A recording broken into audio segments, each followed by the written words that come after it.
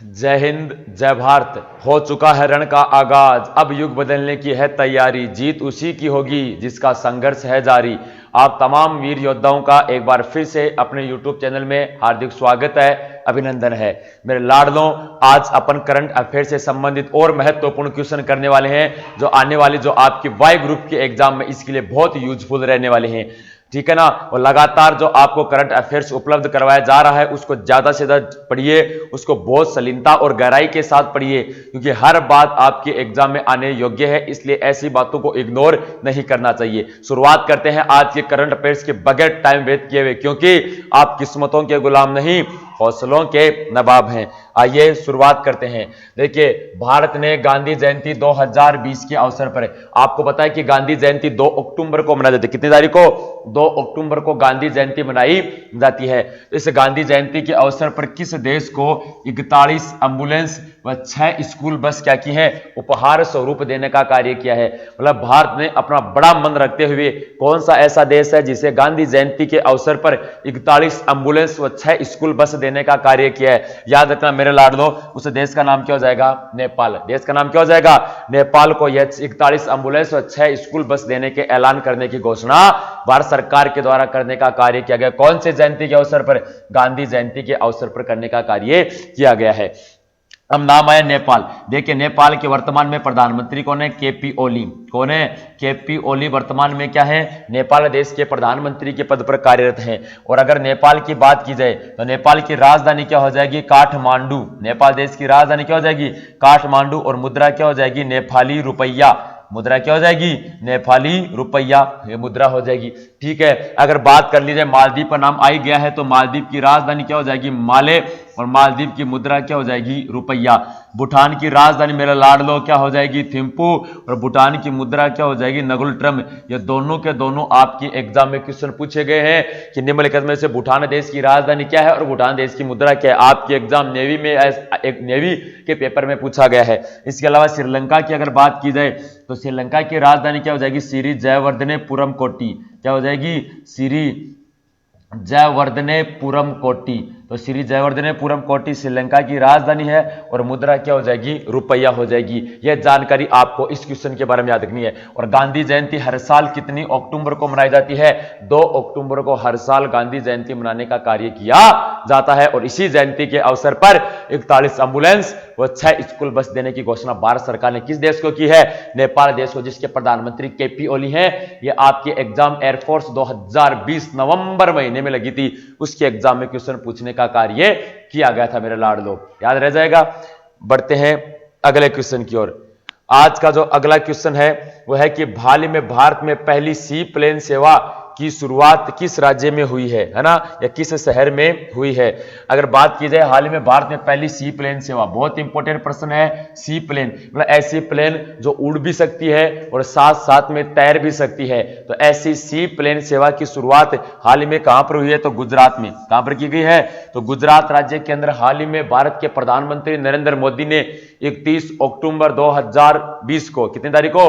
31 अक्टूबर 2020 को, याद रखना, गुजरात के अंदर 31 अक्टूबर 2020 को सरदार वल्लभ भाई पटेल की जयंती पर, किसकी जयंती पर? सरदार वल्लभ भाई पटेल जो है उनकी जयंती के अवसर पर अगर बात की जाए तो सी प्लेन के माध्यम से सरदार वल्लभ भाई पटेल की सबसे ऊंची मूर्ति स्टैच्यू ऑफ यूनिटी को नमन करने के लिए भारत के प्रधानमंत्री नरेंद्र मोदी भारत की पहली सी प्लेन के वहां के माध्यम से वहां पर पहुंचने का कार्य किया था। तो 3 बड़े प्रश्न बनते हैं कि इसकी शुरुआत कब हुई? 31 अक्टूबर 2020 को, क्योंकि 31 अक्टूबर 2020 के दिन कौन सा दिवस मनाया जाता है? एकता दिवस, यूनिटी। कौन सा दिवस मनाया जाता है? यूनिटी दिवस मनाने का कार्य किया जाता है, पहला प्रश्न। दूसरा प्रश्न, ये किसकी, जब ये सी प्लेन शुरू की गई इसका उद्घाटन किसने किया? भारत के प्रधानमंत्री नरेंद्र मोदी ने किया। कहां पर? गुजरात राज्य में। अब सरदार वल्लभ भाई पटेल की अगर मूर्ति है उसका नाम क्या है? Statue of unity. उसका नाम क्या हो जाएगा? स्टैच्यू ऑफ यूनिटी हो जाएगा। तो विश्व की क्या है? सबसे ऊंची मूर्ति है जो गुजरात राज्य के केवड़िया गांव में जो गुजरात राज्य के केवड़िया गांव में नर्मदा नदी के किनारे पर स्थित है। ये स्टैच्यू ऑफ यूनिटी गुजरात राज्य में केवड़िया गांव है, उसमें नर्मदा नदी के किनारे पर स्थित है और नर्मदा नदी का उद्गम अमरकंटक की पहाड़ियों से होता है। कौन सी पहाड़ियों से होता है? अमरकंटक की पहाड़ियों से होता है। और सरदार वल्लभ भाई पटेल को क्या कहते हैं? आयरन मैन, लोहा पुरुष।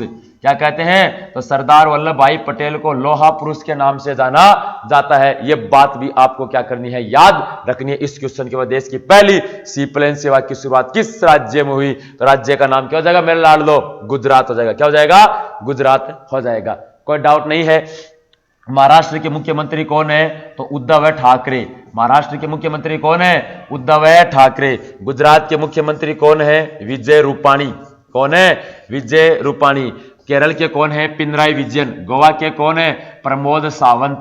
कौन है? प्रमोद सावंत गोवा के मुख्यमंत्री हैं। और केरल की बात की जाए तो पिनराई विजयन कहां के मुख्यमंत्री हैं? केरल के मुख्यमंत्री हैं। तो इतनी जानकारी इस प्लेन के बारे में याद रखनी है, इस क्वेश्चन के बारे में याद रखनी है कि देश की पहली सी प्लेन सेवा की शुरुआत कहां पर हुई है? गुजरात राज्य में नर्मदा नदी में। भारत के प्रधानमंत्री नरेंद्र मोदी ने स्टैच्यू ऑफ यूनिटी का नमन करने के लिए जब गए तो इसी प्लेन के माध्यम से गए थे। ठीक है, अगला क्वेश्चन बनता है कि दिसंबर 2020 में शेख सबा खालिद अल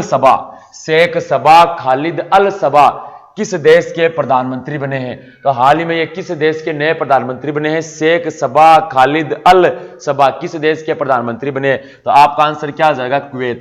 तो हाल ही में कुवैत देश के नए प्रधानमंत्री के पद के रूप में शेख सबा खालिद अल सबा के रूप में नियुक्त हुए। ये पर्सन इंपॉर्टेंट होते हैं। जैसे हाल ही में एक और अगर बात की जाए तो हाल ही के अंदर अमेरिका देश के नए राष्ट्रपति कौन बने? मेरा लाडलो जो बाइडेन। कौन बने? तो हाल ही में अमेरिका देश के नए राष्ट्रपति जो बाइडेन नियुक्त हुए हैं या जो बाइडेन बने हैं। वैसे ही हाल ही में कुवैत देश के नए प्रधानमंत्री शेख सबा खालिद अल सबा क्या है? बने हैं। अब नाम है कुवैत। कुवैत की राजधानी क्या हो जाएगी? Kuwait city. कुवैत की राजधानी क्या हो जाएगी? कुवैत है सिटी हो जाएगी। और मुद्रा क्या हो जाएगी? दिनार। क्या हो जाएगी? दिनार। नाम है तुर्की। तुर्की की राजधानी क्या हो जाएगी? अंकारा। क्या हो जाएगी? अंकारा। और मुद्रा क्या हो जाएगी? लीरा। सऊदी अरब की राजधानी की अगर बात की जाए तो सऊदी अरब की राजधानी क्या है? रियाद। और मुद्रा क्या हो जाएगी? रियाल। बहरीन की राजधानी क्या है? बहरीन की राजधानी है मनामा। और मुद्रा क्या हो जाएगी? दिनार। क्या हो जाएगी?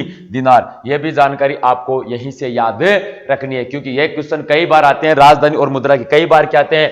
एयरफोर्स और नेवी का तो एक क्वेश्चन फिक्स ही है राजधानी और मुद्रा का, वो आपको साथ में याद करते हुए चलना है मेरे लाडलो, ताकि किसी भी परिस्थिति में आपका क्वेश्चन गलत ना हो। तो किस देश के प्रधानमंत्री बने? कुवैत, जिसकी राजधानी कुवैत सिटी, मुद्रा दिनार। तुर्की की राजधानी अंकारा, मुद्रा लीरा। सऊदी अरब की राजधानी रियाद, मुद्रा रियाल। और बहरीन की राजधानी मनामा और मुद्रा क्या हो जाएगी? दिनार हो जाएगी। ये दिमाग के अंदर सेट करके रखना, क्वेश्चन गलत नहीं होना चाहिए मेरे लाडलो। आप एक देश के क्या बनने जा रहे हैं? सैनिक बनने जा रहे हैं और सैनिक में कभी जोश और जज्बा कम नहीं होना चाहिए। चलिए बढ़ते हैं अगले प्रश्न की ओर। हाल ही में जारी जलवायु परिवर्तन हाल ही में जारी जलवायु परिवर्तन सूचकांक 2021 में भारत का कौन सा स्थान रहा? हाल ही में जलवायु परिवर्तन सूचकांक की सूची जारी की गई कि भाई कौन सा ऐसा राष्ट्र है जो अपनी जलवायु को सुधारने के लिए अथाह तौर पर प्रयास करने का कार्य किया जा रहा है। इसके अंदर भारत में अब इसमें बहुत कुछ सुधार हुआ है भारत में, और भारत में अपने को कौन सा स्थान मिला? इसमें भारत को 10वां स्थान मिला। कौन सा स्थान मिला? 10वां स्थान प्राप्त हुआ। अगर इसी सूचकांक सूची में अगर प्रथम स्थान की बात की जाए कि भाई इसके अंदर प्रथम स्थान किसको प्राप्त हुआ, तो याद रखना मेरे लाडलो, याद रखना पहला स्थान किस देश को मिला? स्वीडन। कौन सा? स्वीडन देश की अगर बात की जाए तो जलवायु परिवर्तन सूचकांक में पहले स्थान पर रहा। स्वीडन की राजधानी की बात की जाए मेरे रसगुल्लो, तो स्वीडन की राजधानी क्या हो जाएगी? स्टॉकहोम। क्या हो जाएगी? तो स्वीडन देश की राजधानी हो जाएगी स्टॉकहोम। क्या हो जाएगी? स्टॉकहोम। और मुद्रा की बात की जाए तो मुद्रा क्या हो जाएगी? क्रोन। मुद्रा क्या हो जाएगी मेरे लाडलो? क्रोन। तो मुद्रा क्रोन है, राजधानी स्टॉकहोम है, देश का नाम है स्वीडन, जो जलवायु के अंदर 1 नंबर पर रहा। और भारत का स्थान क्या हो जाएगा? तो भारत का स्थान हो जाएगा कौन सा? 10वां। Very very very important question है, कभी प्रश्न गलत नहीं होना चाहिए। ऐसे क्वेश्चन अगर आप गलत करते हैं तो ऐसी परिस्थिति में आप अपना नेगेटिव पॉइंट दे रहे हैं। ऐसे क्वेश्चन सूचकांक वाले मैं आपको अभी तो जैसे जैसे सूचकांक कार्य से पढ़ाता जा रहा हूं, एक क्लास बिल्कुल लेकर आऊंगा जिसमें आपको सभी सूचकांक एक साथ याद करवा देंगे, ताकि आपको भी क्या हो, डाउट वगैरह नहीं रहे। ये तो साथ साथ में एक एक अभी याद करते हुए चलो, जैसे भी आ रहे हैं आगे अपन क्या करते जाएंगे, इनको आगे पढ़ते जाएंगे और बढ़ते जाएंगे। अगला क्वेश्चन, हाल ही में 19वें एशियाई खेल 2022 का आयोजन किस देश में किया जाएगा? ये IAF 2020 का क्वेश्चन है। नवंबर महीने के अंदर आयोजित IAF 2020 का क्वेश्चन है कि हाल ही के अंदर 19वें एशियाई खेल जो है इसका आयोजन कहां किया जाएगा? तो देखिए मेरे लाडलो, इसकी अगर बात की जाए तो कहां किया जाएगा? हांगझोउ शहर में। कहां किया जाएगा? हांगझोउ शहर में किया जाएगा। हांगझोउ शहर कहां का है? चाइना का। कहां का है? तो चीन देश के हांगझोउ शहर में किया जाएगा।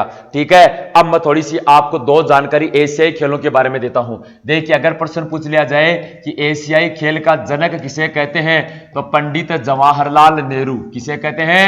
पंडित जवाहरलाल नेहरू को एशियाई खेल का क्या कहते हैं? जनक। सबसे पहले इन एशियाई खेलों की शुरुआत किस देश के द्वारा की गई थी? तो भारत देश के द्वारा पंडित जवाहरलाल नेहरू को एशियाई खेलों का जनक कहते हैं। नेवी AA और SSR में 5 से भी ज्यादा बार प्रश्न आ गया कि एशियाई खेलों का जनक किसे कहते हैं? पंडित जवाहरलाल नेहरू को कहते हैं। अगर बात की जाए पहला एशियाई खेल, तो पहला एशियाई खेल वर्ष 1951 में हुआ और पहले एशियाई खेल का आयोजन कहां किया गया? नई दिल्ली में। कहां किया गया? पहले एशियाई खेल का आयोजन नई दिल्ली में किया गया। और ये कब हुआ? पहला एशियाई खेल 1951 में हुआ। अगर लास्ट एशियाई खेल की बात की जाए तो लास्ट एशियाई खेल का आयोजन 2018 में किया गया था। और 2018 में कहां पर किया गया था? जकार्ता। कौन शहर में? जकार्ता। और जकार्ता मेरे लाडलो कहां की राजधानी है? तो जकार्ता की अगर बात की जाए तो जकार्ता इंडोनेशिया देश की राजधानी है। ठीक है, इसके बाद अगला आएगा 2022 का। 2022 का आयोजन कहां किया जाएगा? हांगझोउ शहर में। कहां किया जाएगा? हांगझोउ। हांगझोउ कहां का शहर है? चीन का शहर है। अगर अगला पूछ लिया जाए 2026 का, तो 2026 का किया जाएगा नगोया। कहां किया जाएगा? नगोया। और ये नगोया जो शहर है ये कहां का शहर है? जापान का। कहां का शहर है? जापान देश का शहर है नगोया। वहां पर 2026 के एशियाई खेलों का आयोजन किया जाएगा। इसके अलावा मेरे लाडलो ये भी याद रखना है कि एशियाई खेलों का आयोजन कितने साल के अंतराल से होता है? तो एशियाई खेलों का आयोजन 4 वर्षों के अंतराल से किया जाता है। कितने वर्षों के? 4 वर्षों के अंतराल से एशियाई खेलों का आयोजन करने का कार्य किया जाता है। मेरे लाडलो ये क्वेश्चन भी याद रखना है, कई बार आपके ऐसे एग्जाम में क्वेश्चन पूछे जाते हैं। ये क्वेश्चन कि ये देखिए, ये नेवी के अंदर पूछा गया है कि एशियाई खेलों का जनक किसे कहते हैं? पहले एशियाई खेलों का आयोजन कहां हुआ? ये क्वेश्चन आपके एयरफोर्स में पूछे गए। मतलब एक ही क्वेश्चन से आपके 2 एग्जाम में क्लियर हो रही हैं। वाई ग्रुप भी निकल रहा है और नेवी AA और SSR भी निकल रहा है। तो ऐसी आपको जानकारी दिमाग में फीड रखनी है। ठीक है, तो एशियाई खेलों से संबंधित जो भी जानकारी कंप्लीट है, और मैं आपकी दावा करता हूं मैं आपके लिए एक क्लास ऐसे लेकर आऊंगा जिसके अंदर जितने भी आगामी खेल हैं, जितने भी आगामी जो खेल हैं उससे रिलेटेड जो भी क्वेश्चन बनेंगे, महत्वपूर्ण क्वेश्चन, उनको मैं आपके सामने पेश करने का कार्य करूंगा। ठीक है ना? चलिए आगे बढ़ते हैं अगले क्वेश्चन की ओर। हाल ही में कौन से राष्ट्रीय उद्यान, हाल ही में कौन सा राष्ट्रीय उद्यान जानवरों के लिए भारत का पहला क्वारंटाइन सेंटर बनाया गया है? आपको अगर जानकारी हो तो कोरोना वैश्विक महामारी चल रही थी, तो इसी दौरान एक खबर भी आई कि भाई जानवरों को भी क्या होने लगा है? कोरोना होने लग गया है। ऐसी स्थिति के अंदर जानवरों को बचाने के लिए जैसे मनुष्य के लिए क्वारंटाइन सेंटर बनाया गया, वैसे जानवरों के लिए भी क्वारंटाइन सेंटर बनाने का कार्य किया गया। तो क्वारंटाइन सेंटर बनाने के लिए पहला कौन सा ऐसा राष्ट्रीय उद्यान है जिसमें क्वारंटाइन सेंटर बनाया गया? बहुत महत्वपूर्ण प्रश्न है एग्जाम के पॉइंट ऑफ व्यू से, याद रखना मेरा लाडलो इंपॉर्टेंट है। तो उस क्वारंटाइन सेंटर का नाम क्या हो जाएगा? जिम कॉर्बेट राष्ट्रीय उद्यान। क्या हो जाएगा? जिम कॉर्बेट राष्ट्रीय उद्यान की अगर बात की जाए तो इसके अंदर क्वारंटाइन सेंटर बनाया गया। जिम कॉर्बेट राष्ट्रीय उद्यान कहां पर है? भारत के उत्तराखंड राज्य में। कौन से राज्य में है? भारत के उत्तराखंड राज्य के अंदर जिम कॉर्बेट राष्ट्रीय उद्यान है। जिम कॉर्बेट राष्ट्रीय उद्यान का सब पुराना नाम था हेली। इसका पुराना नाम क्या था? तो जिम कॉर्बेट राष्ट्रीय उद्यान का पुराना नाम था हेली राष्ट्रीय उद्यान। क्या था? हेली राष्ट्रीय उद्यान इसका पुराना नाम था। इसके अलावा भी आपको क्या जानकारी याद रखनी है, यह भारत का सबसे प्राचीन राष्ट्रीय उद्यान है। अगर आपको प्रश्न पूछ लिया जाए कि भारत का सबसे प्राचीन राष्ट्रीय उद्यान कौन सा है, तो जिम कॉर्बेट राष्ट्रीय उद्यान है, जो उत्तराखंड राज्य के अंदर स्थित है। ठीक है, इसका पूरा नाम हेली था। काजीरंगा की बात की जाए तो काजीरंगा राष्ट्रीय उद्यान कहां पर है, भारत के असम राज्य में है। पेरियार राष्ट्रीय उद्यान कहां पर है, तो पेरियार भारत के केरल राज्य में है। बांदीपुर की अगर बात की जाए तो बांदीपुर या बैरणे कहां पर है, कर्नाटक में। कहां पर है, बांदीपुर और बैरणे कर्नाटक में है। काजीरंगा असम में है। जिम कॉर्बेट राष्ट्रीय उद्यान उत्तराखंड में है। पेरियार वन्य जीव अभ्यारण्य केरल के अंदर स्थित है। और आपके लिए बहुत शानदार बात बता रहा हूं, गौर से सुन लेना। Navy, NAVY, navy, Indian navy का एक क्वेश्चन फिक्स है। इंडियन नेवी का एक क्वेश्चन फिक्स है। किसी भी राष्ट्रीय उद्यान का नाम देकर या किसी भी अभ्यारण्य का नाम देकर आपको उस जगह का नाम पूछा जा सकता है, यह कहां स्थित है। फॉर एग्जांपल नेवी 2020, यह नेवी 2020 के अंदर यह क्वेश्चन पूछा गया था। नेवी 2020 में पूछा गया था कि काजीरंगा राष्ट्रीय उद्यान कहां स्थित है। नेवी 2020 से पूछा गया। इसके अलावा जिम कॉर्बेट भी पूछने का कार्य किया गया, पेरियार भी पूछने का कार्य किया गया। 4 ऑप्शन में से 3 ऐसे ऑप्शन है तो 2020 के एग्जाम में सीधे क्वेश्चन पूछे गए थे कि पेरियार वन्य जीव अभ्यारण्य कहां पर है, जिम कॉर्बेट कहां पर है, काजीरंगा कहां पर है ना। तो यह भी पूछा जा सकता है। बांदीपुर, मैं आपके लिए अलग से एक विशेष क्लास लेकर आऊंगा जिसके अंदर आपके प्रमुख जितने भी अभ्यारण्य हैं उनको मैं एकदम टिट्टो करवाने का कार्य करने वाला हूं। ठीक है ना, आप घबराओ मत, आपके लिए सब कुछ मिलेगा, आपको सब कुछ मिलेगा। ठीक है ना मेरा लाडलो। बढ़ते हैं अगले क्वेश्चन की ओर। हाल ही में 2 अक्टूबर 2020 को महात्मा गांधी की कौन सी जयंती मनाई गई। अभी अपन ने पढ़ा कि महात्मा गांधी की जयंती के अवसर पर भारत ने 41 एम्बुलेंस व 6 स्कूल बस कौन से देश को दी थी, नेपाल देश को दी थी। और अभी हाल में महात्मा गांधी की कौन सी जयंती मनाई गई, 151वीं जयंती। कौन सी मनाई गई, 151वीं जयंती मनाने का कार्य किया गया। महात्मा गांधी का जन्म कब हुआ था, महात्मा गांधी का जन्म 2 अक्टूबर 1869 को हुआ था, पोरबंदर गुजरात में। कहां हुआ था, पोरबंदर गुजरात में हुआ था। महात्मा गांधी का पूरा नाम था मोहनदास करमचंद गांधी। इनका पूरा नाम क्या था, मोहनदास करमचंद गांधी इनका नाम था। मोहनदास करमचंद गांधी इनका पूरा नाम था। तो फिर इनका नाम महात्मा कैसे पड़ा, तो याद रखना रविंद्रनाथ टैगोर। बंदे का नाम क्या है, रविंद्रनाथ टैगोर। तो रविंद्रनाथ टैगोर ने इनको किसकी उपाधि दी, तो रविंद्रनाथ टैगोर ने महात्मा गांधी को या मोहनदास करमचंद गांधी को महात्मा की उपाधि दी। किसकी उपाधि दी, इनको महात्मा की उपाधि देने का काम किया। उसके बाद ये महात्मा गांधी के नाम से प्रसिद्ध हुए। महात्मा गांधी की अगर बात की जाए तो इन्होंने करो या मरो का नारा दिया। किसका नारा दिया, करो या मरो का नारा दिया। इसके अलावा हे राम, किसका नारा दिया, हे राम। इसके अलावा अंग्रेजों भारत छोड़ो, अंग्रेजों भारत छोड़ो का भी नारा किसने दिया था, महात्मा गांधी ने। ये 3 नारे दिए थे, करो या मरो, हे राम, भारत छोड़ो थी ना आंदोलन। इसके अंग्रेजों को सामने ये गांधी जी ने क्या किए थे, वो अपना भाषण या अपना स्लोगन देने का कार्य किया। और इनको रविंद्रनाथ टैगोर ने इन्हें महात्मा की उपाधि देने का कार्य किया था। इसके अलावा महात्मा गांधी ने रविंद्रनाथ टैगोर को गुरुदेव की उपाधि दी। किसकी उपाधि दी, गुरुदेव की उपाधि देने का कार्य किया।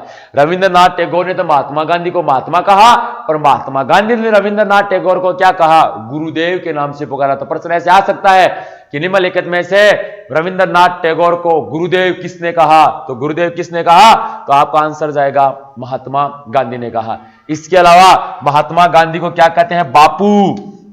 महात्मा गांधी को किसके नाम से, बापू और राष्ट्रपिता भी कहते हैं। क्या कहते हैं, बापू और राष्ट्रपिता भी कहा जाता है। और महात्मा गांधी को राष्ट्रपिता किसने कहा, सुभाष चंद्र बोस ने। किसने कहा, सुभाष चंद्र बोस की अगर बात की जाए तो सुभाष चंद्र बोस ने महात्मा गांधी को राष्ट्रपिता के नाम से पुकारा था।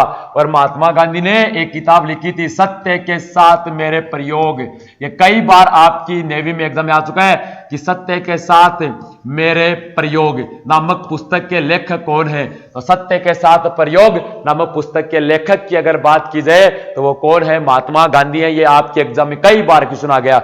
ये क्वेश्चन आया हुआ, महात्मा गांधी को महात्मा किसने कहा, ये क्वेश्चन आया। महात्मा गांधी ने गुरुदेव किसको कहा, ये भी क्वेश्चन आया। इसके राष्ट्रपिता किसने कहा महात्मा गांधी को, ये भी क्वेश्चन आया। ये तीनों नारे आपके एग्जाम में आए। अब ये क्वेश्चन आ सकता है कि 2 अक्टूबर 2020 को कौन सी जयंती मनाएगी, तो 151वीं जयंती मनाने का कार्य किया गया था। और महात्मा गांधी की पत्नी का नाम था कस्तूरबा गांधी। क्या था, कस्तूरबा गांधी महात्मा गांधी का पत्नी का नाम था। और महात्मा गांधी ने साबरमती नदी के किनारे पर, महात्मा गांधी ने साबरमती नदी के किनारे पर कौन सा आश्रम बनाया, साबरमती आश्रम बसाने का कार्य किया।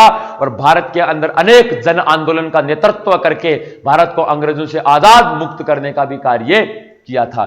इतनी जानकारी आपको किसके बारे में याद रखनी है, महात्मा गांधी की जयंती से जुड़ी याद रखनी है। चलिए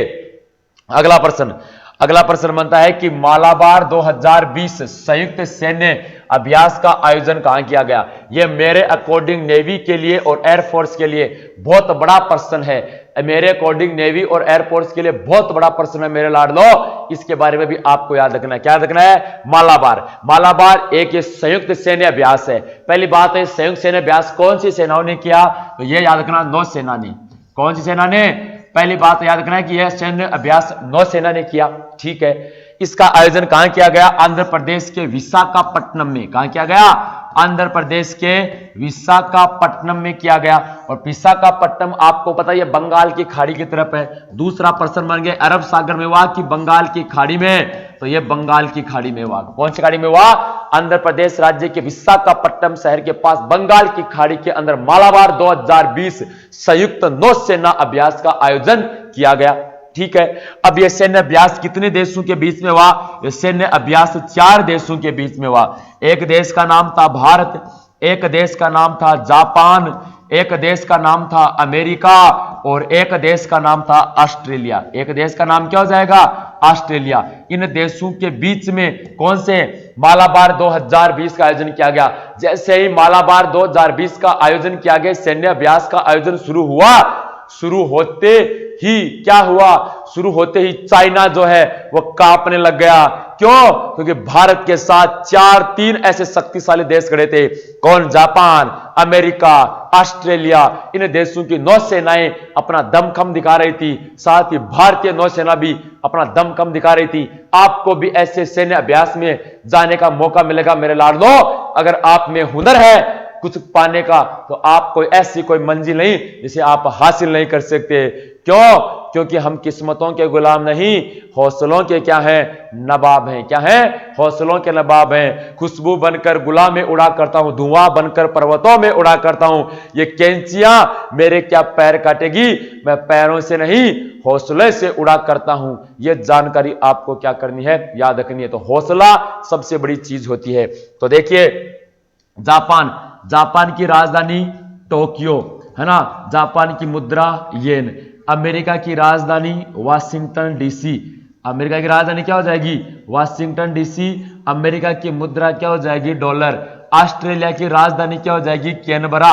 ऑस्ट्रेलिया की राजधानी कैनबरा और मुद्रा क्या हो जाएगी, डॉलर। क्या हो जाएगी, डॉलर हो जाएगी। और इस सैन्य अभ्यास का आयोजन कहां किया गया, विशाखापट्टनम शहर, पर्टिकुलर नाम पूछा जाए। और अगर ये बात की जाए ये कहां पर हुआ, तो बंगाल की खाड़ी में। कहां आयोजित किया गया, बंगाल की खाड़ी में इसे आयोजित करने का कार्य किया गया। किसके बीच में हुआ, नौसेना के मध्य। नौसेना दिवस कितनी तारीख को मनाया जाता है, 4 दिसंबर को नौसेना दिवस मनाया जाता है। वर्तमान में नौसेना अध्यक्ष कौन है, करमवीर सिंह। कौन है, करमवीर सिंह। वर्तमान में भारतीय नौसेना के क्या है, एडमिरल। क्या है, एडमिरल के पद पर कार्यरत हैं। यह सैन्य अभ्यास 2 चरणों में हुआ। कितने चरणों में, 2 चरणों में। मालाबार 2020 का आयोजन आंध्र प्रदेश के विशाखापट्टनम शहर में बंगाल की खाड़ी में किया गया। रह जाएगा याद। चलिए जी आगे बढ़ते हैं। अगला क्वेश्चन आता है कि हाल में हाल ही में राजीव गांधी खेल पुरस्कारों में कितने रुपए की राशि दी जाती है? भाई हाल ही में कुछ संशोधन हुआ है। हाल ही में भारत के अंदर जो खेल पुरस्कार दिए जाते हैं उनके अंदर जो पैसा मिलता है, जो राशि मिलती है, उसमें कुछ क्या किया गया है, संशोधन करने का कार्य किया गया है। देखिए पहले राजीव गांधी पुरस्कार में 7,50,000 रुपए की राशि दी। इसको बढ़ाकर अब कितने लाख रुपए कर दिया गया है? इससे बढ़ाकर अब 25 लाख रुपए। कितने लाख रुपए? अब इससे बढ़ाकर 25 लाख रुपए करने की घोषणा की गई है। ये इंडियन एयरफोर्स के लिए बहुत बड़ा प्रश्न बनता है कि हाल ही में राजीव गांधी खेल रत्न पुरस्कार की राशि 7,50,000 रुपए से बढ़ाकर कितने रुपए करने का ऐलान किया है? तो उसकी ऐलान की गई है 25 लाख रुपए किया गया है। अब जो भी राशि बढ़ी है, देखिए सबके बारे में देखिए। अगर बात की जाए अर्जुन पुरस्कार, तो अर्जुन जो पुरस्कार है इसमें पहले 5 लाख रुपए की राशि मिलती थी, अब 15 लाख रुपए कर दी गई है। अगर बात की जाए द्रोणाचार्य पुरस्कार, कौन सा पुरस्कार? द्रोणाचार्य पुरस्कार की अगर बात की जाए तो इसमें भी 15 लाख रुपए की राशि प्रदान की जाती है। अगर बात की जाए ध्यानचंद पुरस्कार, तो ध्यानचंद पुरस्कार में 10 लाख रुपए की राशि दी जाएगी। इन तीनों में पहले 5-5 लाख रुपए की दी जाती थी, अब 15, 15 और 10। और राजीव गांधी के अंदर बात की जाए तो 25 लाख रुपए की राशि प्रदान की जाती है। मेरे लाडलो, यह भी याद रखना है। इसके अलावा अगर बात की जाए तो राजीव गांधी खेल रत्न पुरस्कार भारत का सबसे बड़ा खेल पुरस्कार है। भारत का सबसे बड़ा खेल पुरस्कार की अगर बात की जाए तो भारत का सबसे बड़ा खेल पुरस्कार कौन सा है? राजीव गांधी खेल रत्न पुरस्कार। तो 2020 में तो राजीव गांधी खेल रत्न पुरस्कार 2020 में कितने खिलाड़ियों को दिया गया? 5 खिलाड़ियों को दिया गया। कितने खिलाड़ियों को? 5 खिलाड़ियों को देने का कार्य किया गया है। आई होप यह जानकारी भी याद रह जाएगी आपको, ठीक है ना। बढ़ते हैं लास्ट क्वेश्चन की ओर। अगला क्वेश्चन आता है 92, 92वां ऑस्कर पुरस्कार 2020। 92वां ऑस्कर पुरस्कार 2020 किस फिल्म को प्रदान किया गया? तो याद रखना, पहले बात आई है ऑस्कर। ऑस्कर विश्व में फिल्म जगत में दिया जाने वाला, फिल्म जगत में दिया जाने वाला विश्व का सबसे बड़ा पुरस्कार। तो फिल्म जगत में दिया जाने वाला विश्व का सबसे बड़ा पुरस्कार पूछा जाए तो उस पुरस्कार का नाम हो जाएगा ऑस्कर। क्या नाम हो जाएगा? ऑस्कर। ऑस्कर पुरस्कार अमेरिका देश के द्वारा दिया जाता है। ऑस्कर पुरस्कार की शुरुआत वर्ष 1929 में कब हुई? वर्ष 1929 में ऑस्कर की शुरुआत हुई। अमेरिका देश देता है। यह फिल्म जगत में दिया जाने वाला सबसे बड़ा पुरस्कार है। यही पूछ लिया जाए कि भारत का सबसे बड़ा पुरस्कार, तो दादा साहेब फाल्के। तो भारत में फिल्म जगत में दिया जाने वाला सबसे बड़ा पुरस्कार कौन सा है? तो भारत में फिल्म जगत में दिया जाने वाला सबसे बड़ा पुरस्कार दादा साहेब फाल्के पुरस्कार है, जिसकी शुरुआत वर्ष 1969 में हुई थी और पहला दादा साहेब फाल्के पुरस्कार देविका रानी को दिया गया था। अब बात करता हूं ऑस्कर की। अब 2020 में कौन सा ऑस्कर हुआ? 92, 92वां ऑस्कर पुरस्कार किया गया। इसमें पैरासाइट फिल्म को, किसको? पैरासाइट फिल्म जो है, इसे कौन सा पुरस्कार दिया गया? बेस्ट फिल्म का अवार्ड देने का कार्य किया गया था। यह क्वेश्चन आने लायक है एग्जाम में। अगर आपके एग्जाम से पहले अगर ऑस्कर दोबारा आई होप नहीं दिए जाएंगे, अगर नहीं दिए जाते हैं तो यह आपके लिए बड़ा प्रश्न रहता है। अगर दिए जाएंगे तो 2021 के आपको बता दिया जाएगा, लेकिन अभी के लिए आपको पैरासाइट याद रखना है। जो सबसे बड़ा ऑस्कर पुरस्कार मिला है इस फिल्म को, सबसे बेस्ट फिल्म का क्या मिला है? इसे अवार्ड देने का कार्य किया है। अगर आपसे प्रश्न पूछ लिया जाए कि ऑस्कर पुरस्कार से सम्मानित होने पहली भारतीय महिला, तो बानू अथैया। तो बानू अथैया ऑस्कर पुरस्कार से सम्मानित होने वाली पहली भारतीय महिला थी। कौन सी भारतीय महिला थी? पहली भारतीय महिला। आज तक किसी भी भारतीय फिल्म को ऑस्कर पुरस्कार प्रदान नहीं किया गया है। आज तक किसी भी भारतीय फिल्म को ऑस्कर पुरस्कार प्रदान नहीं किया गया। वर्तमान समय तक 6 ऐसी भारतीय फिल्में हैं जिन्हें ऑस्कर पुरस्कार में नॉमिनेट करने का कार्य किया जा चुका है, लेकिन किसी भी भारतीय फिल्म को देने का कार्य नहीं किया गया है। यह जानकारी भी आपको याद रखनी है, ठीक है ना। तो इतनी जानकारी आज के इन 10 क्वेश्चनों के बारे में याद रखनी है जो अपने आप में कुछ महत्वपूर्ण स्थान रखते हैं। अब देखिए, मैं कुछ आपके साथ स्ट्रेटेजी शेयर करता हूं, देखिए ना। अब देखिए, अब मैं कुछ परिवर्तन कर रहा हूं, और कुछ परिवर्तन जो किए जा रहे हैं उसके बारे में गौर से सुना। एक तो देखिए, आपके देखिए अक्टूबर महीना, एक आपके लिए नवंबर महीना, एक आपके लिए दिसंबर, है ना। इसके अलावा एक आपके लिए जनवरी, इसके लिए एक फरवरी, इसके लिए 1 मार्च, ये 6 महीनों का करंट अफेयर्स आएगा। अब मैं कल के सेशन, इतने दिन में 5-7 दिन मिक्स पढ़ा रहे थे, मिक्स क्वेश्चन ले रहे थे, लेकिन फिर मेरे को ऐसा महसूस हुआ कि नहीं भाई, अपने को मिक्स क्वेश्चन न करा के बच्चों को मंथली वाइज क्वेश्चन करवाने चाहिए। तो मैं कल से आपके लिए सबसे पहले अक्टूबर महीने के करवाऊंगा, उसके बाद मैं आपको नवंबर का करवाऊंगा, उसके बाद मैं आपको दिसंबर का, फिर मैं आपको जनवरी का, फिर आपको फरवरी का, फिर आपको मार्च का, ऐसे करवाऊंगा करंट अफेयर्स, है ना। पक्का ये मेरे को रियलाइज हुआ। थोड़ा बच्चों ने भी कहा कि सर आप मिक्स क्वेश्चन करोगे तो हमें आइडिया नहीं रहेगा, इसलिए आप मंथली वाइज करो ताकि हम प्रॉपर नोट्स बना सकें। बिल्कुल, मैं उनको बाद विचार किया, बड़ा ही सहमत हुआ, नहीं भाई मंथली वाइज कराएंगे बच्चों को। तो कल से आपके लिए अक्टूबर का सेशन शुरू करूंगा। ये तो क्वेश्चन सारे इंपॉर्टेंट ही हैं, या बीच में कहीं ना कहीं आपको मिल जाएंगे। ऐसा नहीं है कि मैंने आपको ये 2, 4, 5 क्लास करंट की पढ़ाई है तो इसमें कुछ व्यर्थ हुआ, आपका कुछ सीखने को मिला है। तो कल अक्टूबर का पढ़ेंगे, बाद में धीरे धीरे नवंबर, फिर दिसंबर, फिर जनवरी, फिर फरवरी और फिर मार्च, ऐसे अपन बढ़ते जाएंगे। करंट अफेयर्स का मेरा वादा है आपसे, प्रश्न गलत नहीं होने दूंगा, ठीक है ना। क्योंकि मान लिया तो हार है, ठान ली तो जीत है। अपने को ठानना ही है, मानना नहीं है ना।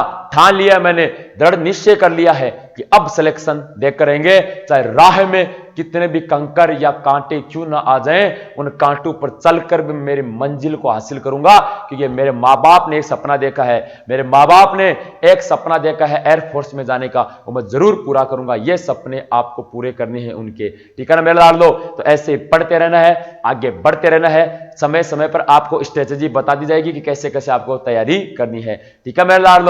आज के लिए इतना ही। जय हिंद, जय भारत।